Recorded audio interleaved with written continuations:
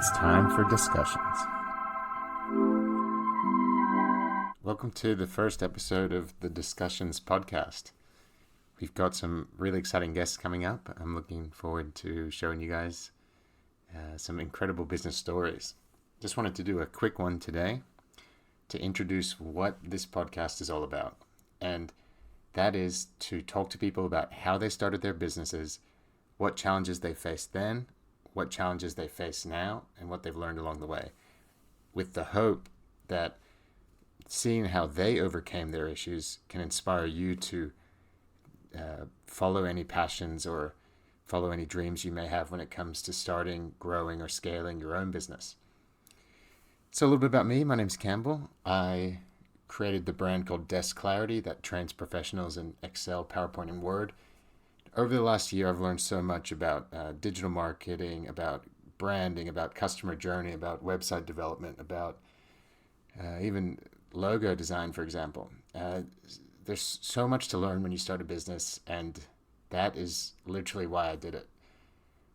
I come from a finance background, so financial modeling, corporate valuation, and corporate finance is my background, and I felt like I just wasn't using all of my potential. I was doing really good analytics and using my brain, and that felt good. But there was this whole creative side of me that wasn't being used. I wasn't doing any marketing. I wasn't doing any branding or, I guess, strategy for my own firm. And I felt like I had the potential to do a lot more than just analysis.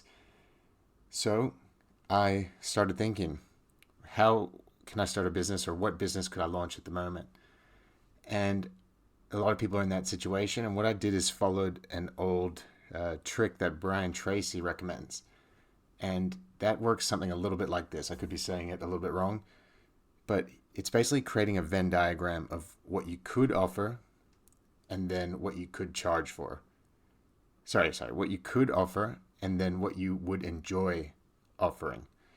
So for me, that involved creating a list of, say, 20 things that I could charge for, and then creating a list of 20 things that I would enjoy doing. And the overlap of those two sides of the Venn diagram were the potentials for me to start a business with. And lucky for me, one of those was I had the ability to train others in how to use Excel, PowerPoint, and Word better. And that was definitely something I've enjoyed in previous roles. I used to build financial models for clients. And part of that involved explaining to them how to use Excel better. And it gave me a good idea for what I should be doing.